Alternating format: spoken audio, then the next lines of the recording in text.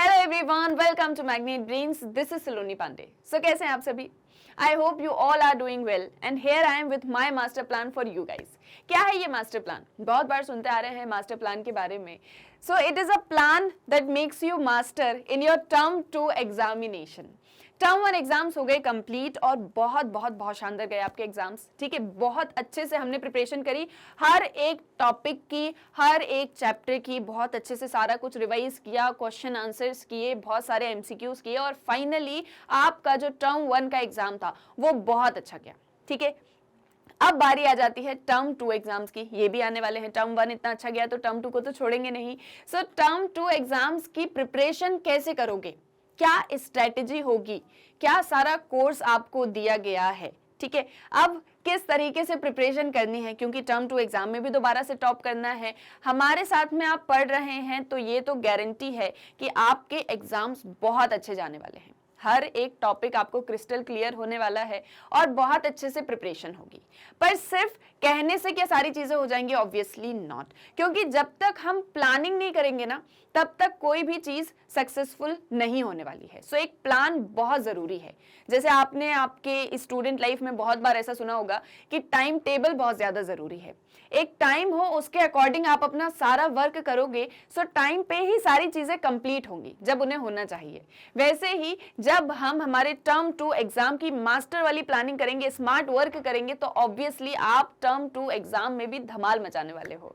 तो कैसे करोगे ये सारा कुछ, क्या है सारा कोर्स, क्या स्ट्रैटेजीज होने वाली है, ये मैं आपको डिटेल में आज बताने वाली हूँ।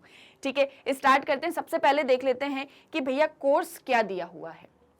ठीक है, कौन कौन से चैप्टर्स आ रहे हैं, क्या मार्किंग स्कीम होने वाली है। ठीक है, सो देखो, आपके 12th सोशियोलॉजी में 2 बुक्स हैं। एक बुक है आपकी इंडियन सोसाइटी, सेकंड बुक है social change and development in India.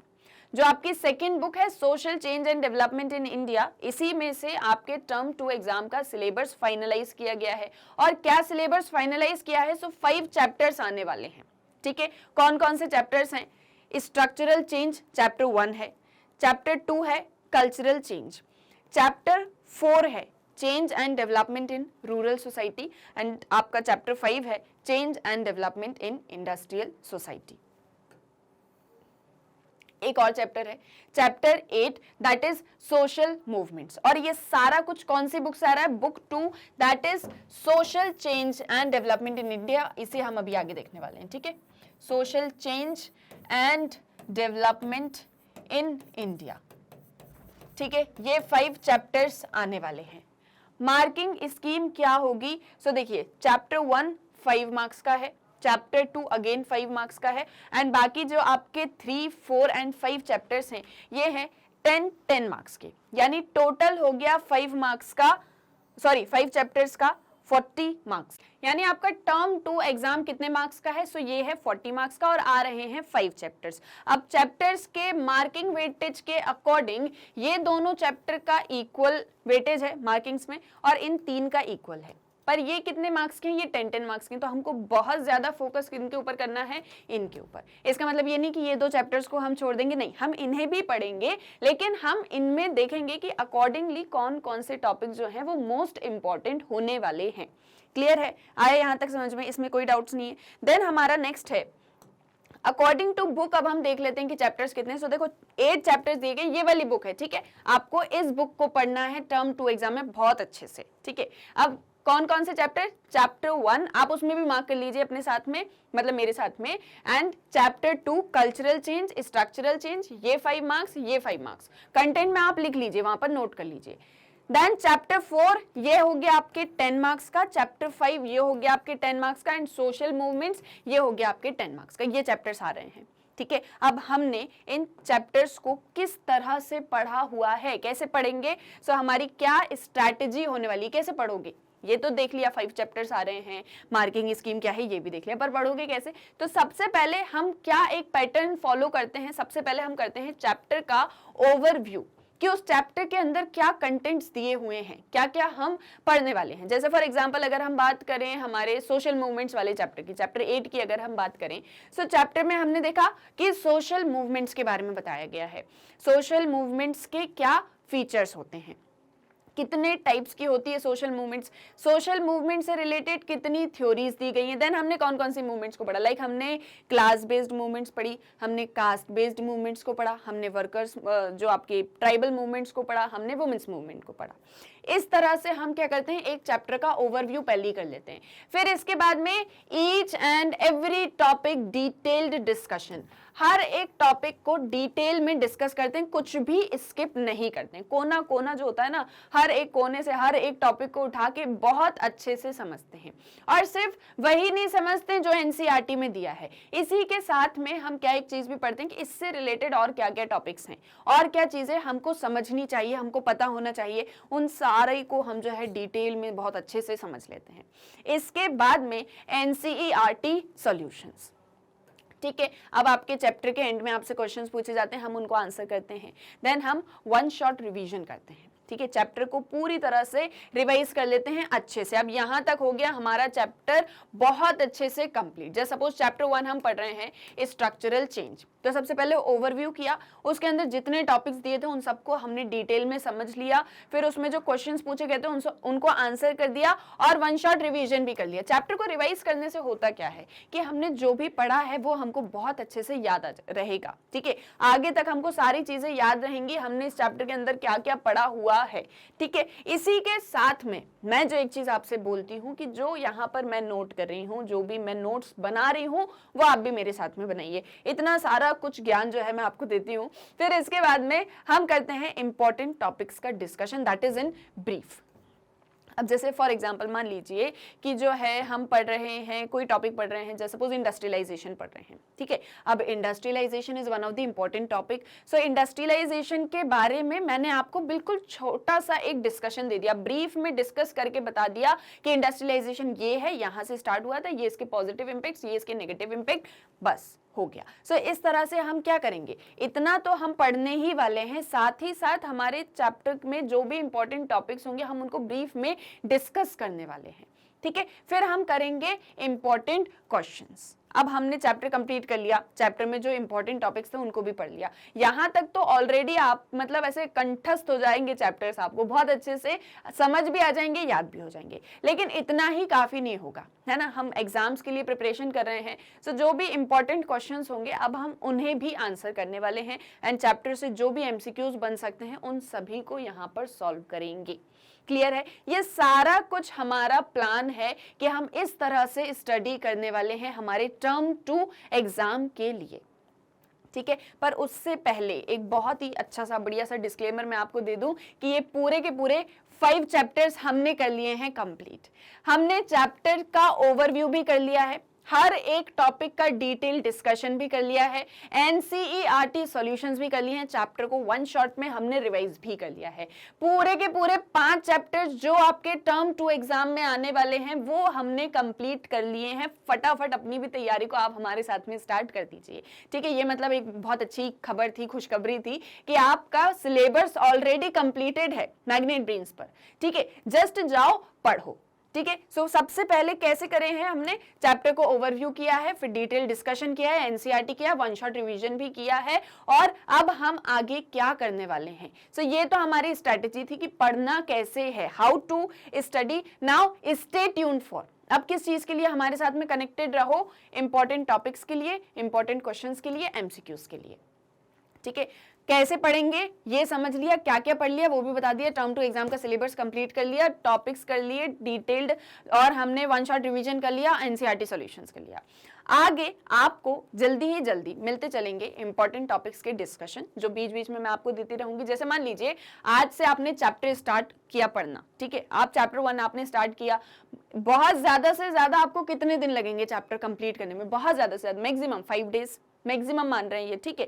करना क्या है, रिवाइज करो चैप्टर को, उसके बाद में मतलब उसको पहले रीड करो, उसको रिवाइज करो। हमारे साथ में कोई टॉपिक आपको क्लियर नहीं है, हर एक टॉपिक को समझते चलो साथ साथ में, मैक्सिमम 5 डेज लगेगा आपको। 5 डेज के बाद में आप देखना आपको एक इंपॉर्टेंट टॉपिक का डिस्कशन मिल जाएगा, आपको जो इंपॉर्टेंट क्वेश्चंस मिलेंगे, आपको एमसीक्यूज मिलते चलेंगे। ये सारी चीजें हम साथ साथ में मिलके करेंगे, ठीक है। मिलके करेंगे तो क्या होगा, जैसे मैं नहीं चाहती हूँ कि आपके मतलब जो है चैप्टर्स हो ही ना और हम इन सारी चीजों के साथ साथ में स्टार्ट कर दें तो आपको वो चीजें समझ में नहीं आएंगी। आप हमारे साथ में चलिए, ठीक है। हम क्या करेंगे, इंपॉर्टेंट टॉपिक्स को डिस्कस करेंगे, इंपॉर्टेंट क्वेश्चंस को करेंगे, चैप्टर से रिलेटेड जितने भी एमसीक्यूज होंगे वो सारा कुछ हम यहाँ पर करने वाले हैं, ठीक है। ये ज्यादा से ज्यादा हम इन सारी चीजों को मतलब फरवरी तक हम इन सब को कंप्लीट कर लेंगे।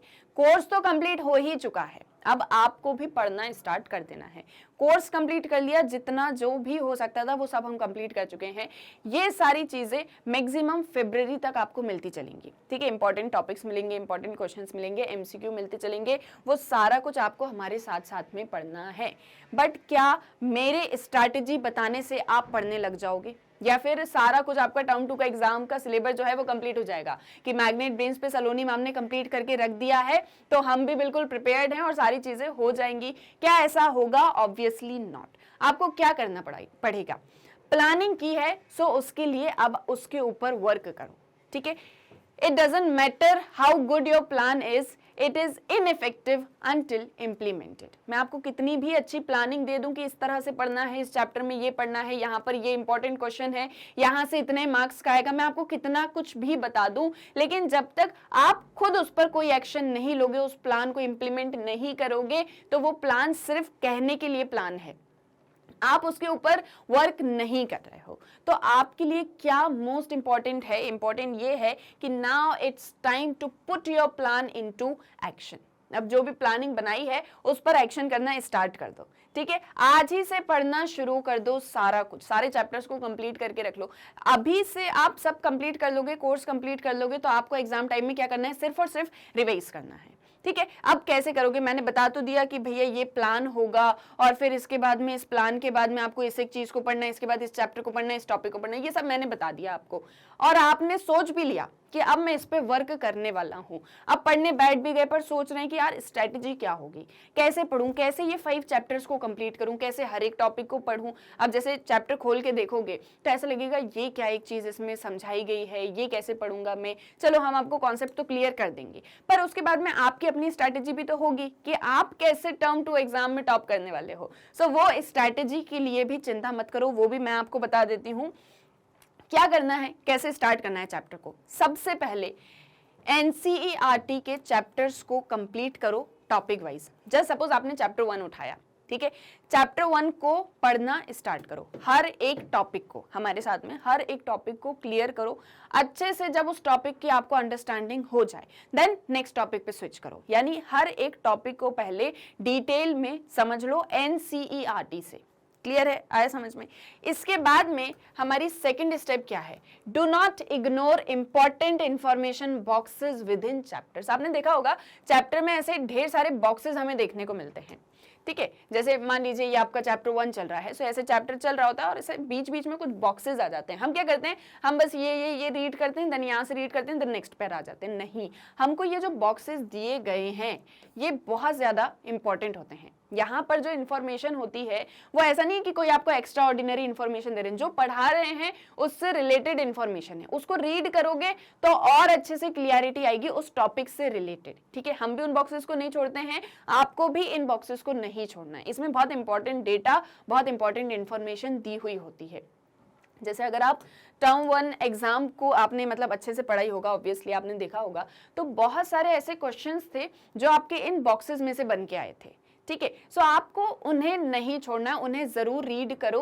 और रीड करते करते करना क्या है? जैसे जस्ट सपोज ये आपका जो भी है बुक का पेज है, आप रीड कर रहे हो, ठीक है, जो भी लिखा हुआ है उसको रीड कर रहे हो, पर रीड करने के साथ साथ में उसको अंडरलाइन करो, उसको हाईलाइट करो, बॉक्स बना लो। यहाँ साइड में जो आपको ब्लैंक स्पेस दी हुई होती है, यहाँ पर कोई नोट है तो उसको आप नोट कर लीजिए। मतलब आपको लगता है कि ये मेरे नोट्स के पर्पज से बहुत इंपॉर्टेंट है, तो यहाँ पर उसको नोट डाउन कर लीजिए, ठीक है। इससे क्या होगा? आपको सारी चीजें याद होंगी। जैसे जस्ट सपोज आज आपने कोई चैप्टर पढ़ा, जस्ट रीड कर लिया और आपको समझ में आ गया, तो आपने कहा कि यार मेरे को सब कुछ इसमें समझ आ गया, ये चैप्टर मेरे लिए कंप्लीट है।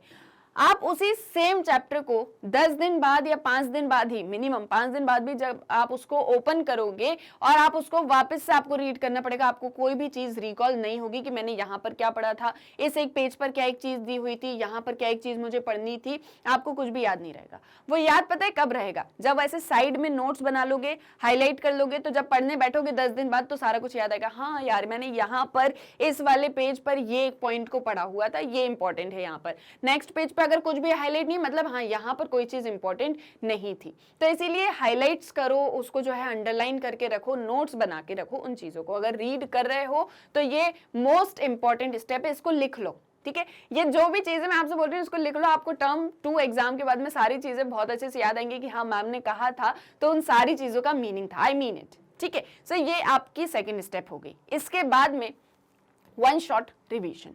अब क्या कर लिया, चैप्टर रीड कर लिया, इंपॉर्टेंट बॉक्सेस भी पढ़ लिए, चैप्टर अच्छे से रिवाइज हो गया, मतलब रीड हो गया, समझ में आ गया, अब उसको करो रिवाइज, कंप्लीट चैप्टर रिवीजन करो, ठीक है। रीड करो, सारे टॉपिक्स को रिकॉल करो, because revision is must. Revision हो गया, इसके बाद में करो एनसीईआरटी सॉल्यूशंस। अब इसके बाद में जो भी आपसे क्वेश्चंस जो है पूछे गए हैं at the end of the chapter, उनको आंसर करने की बारी आती है। सो चैप्टर अच्छे से समझ में आ गया, सारा कुछ हो गया, रिवीजन भी हो गया, अब आंसर करो। बहुत अच्छे से आप उनको आंसर कर पाओगे। मतलब हमने भी एनसीईआरटी सॉल्यूशंस किए हुए हैं आपके चैप्टर्स के, अगर आपको कहीं भी कोई भी डाउट है उन सारी चीजों से आप उनको समझ सकते हो, ठीक है। बहुत अच्छे से एग्जाम्पल्स के थ्रू, मतलब आपको बहुत जगह उनके आंसर्स नहीं मिलेंगे, आपको ये कह दिया जाएगा कि ये स्टूडेंट के ऊपर है इन क्वेश्चन को आंसर करना, लेकिन हमने उन्हें भी आपको सॉल्व करवाया है। तो आप फिर क्या करोगे, फिर आप उन एनसीईआरटी सॉल्यूशंस को करने वाले हो। ये हो गया, यहां तक सारी चीजें हो गई। Then important questions and answer, फिर जो भी मैं आपको इंपॉर्टेंट क्वेश्चंस बताऊंगी उनके आंसर बताऊंगी, आपको वो करना है। इस तरह से आपका पूरा चैप्टर 1 हो जाएगा कंप्लीट, ठीक है। रीड भी हो जाएगा, रिवाइज भी हो जाएगा, एनसीईआरटी सॉल्यूशंस भी हो जाएंगे, जो भी इंपॉर्टेंट क्वेश्चन आंसर हैं वो भी सारा कुछ कंप्लीट हो जाएगा। इसके बाद में जब ये चैप्टर 1 कंप्लीट हुआ, then shift to the next chapter, फिर वापस से चैप्टर 2 स्टार्ट करो, वापस से सेम पूरा प्रोसेस जो है आपको अडॉप्ट करना है। बट यहाँ एक बहुत ही इंपॉर्टेंट सी चीज है जो हाईलाइट हो रही है और आपको भी वो समझ में आ गया होगा, वो है नोट्स। सब कुछ पढ़ लोगे, सब कुछ कर लोगे, लेकिन जब तक नोट्स नहीं बनाओगे कोई चीज याद नहीं रहेगी। और अगर मैं इस बात को इतनी बार रिपीट करके बोल रही हूं, यानी इसकी इंपॉर्टेंस है, नोट्स की बहुत ज्यादा इंपॉर्टेंस है, और स्पेशली ह्यूमैनिटीज सब्जेक्ट में तो बहुत ही ज्यादा है। देखो मतलब हर एक सब्जेक्ट में नोट्स की इंपॉर्टेंस होती है, लेकिन यहाँ पर ये जो एक सब्जेक्ट है, यहाँ सारी चीजें थ्योरी पार्ट में होती हैं, ठीक है। एक कहानी चल रही है, जैसे सपोज आपको उसको अच्छे से समझना है, हर एक कॉन्सेप्ट को आपको बहुत अच्छे से समझना है। तो जब तक वो आपको क्लियर नहीं होगा तब तक आप आगे के लिए शिफ्ट नहीं हो पाओगे। तो इसीलिए आप हर एक चीज को तो रीड नहीं कर सकते। जैसे सपोज आज चैप्टर 1 पढ़ा तो वापस से 5 दिन बाद चैप्टर 1 ही पढ़ोगे क्या? नहीं, दूसरी चीजों को ध्यान दोगे। मान लो आपने 1 महीने में पूरे 5 चैप्टर्स कंप्लीट कर लिए हर एक चीज के साथ में, नेक्स्ट मंथ में जब वापस से चैप्टर 1 पे आओगे तो चीजें रिकॉल नहीं होंगी। तो इसीलिए हमें नोट्स बनाना बहुत इंपॉर्टेंट होता है। स्पेशली थ्योरी सब्जेक्ट अगर आपने लिया है तो नोट्स की बहुत बहुत बहुत ज्यादा इंपॉर्टेंस होती है, उन्हें आपको बनाना ही बनाना है। एंड आई एम गारंटिंग, अगर आपने इस स्ट्रैटेजी को अडॉप्ट कर लिया, इंप्लीमेंट कर लिया, और ऐसे ही आपने अपनी पढ़ाई शुरू कर दी टाइमली मैनर में, ठीक है, ऐसा नहीं है कि फर्स्ट चैप्टर है तो 20 दिन तक फर्स्ट चैप्टर ही चल रहा है। अगर आपने ये सारा कुछ कर लिया तो ये गारंटी है आप टर्म 2 एग्जाम में टॉप करोगे। आपके क्लास 12th के बोर्ड्स में 100% आपके आने वाले हैं, ठीक है, और ये मेरी भी 100% गारंटी है, ठीक है। सो ये स्ट्रैटेजी अडॉप्ट करो, ऐसे ही पढ़ना स्टार्ट करो, जैसे हम भी सारी चीजों को कंप्लीट करते हैं आपको भी वैसे ही करना है। और अब तो टेंशन की बिल्कुल इतनी सी भी बात नहीं है। क्यों नहीं है? क्योंकि ऑलरेडी टर्म 2 एग्जाम का सिलेबस तो कंप्लीट हो चुका है। तो अब तो आपके पास में सब कुछ, ऐसे बोलते हैं ना, थाली में परोसा हुआ रखा है, जस्ट आपको खाना है, यानी सब कुछ बना हुआ है। अब आपको सिर्फ और सिर्फ पढ़ने बैठना है। अब अभी से सारा कुछ पढ़ोगे तो एग्जाम टाइम में क्या करोगे? क्या बेनिफिट होने वाला है इस पूरे मास्टर प्लान का, इस पूरी स्ट्रैटेजी का?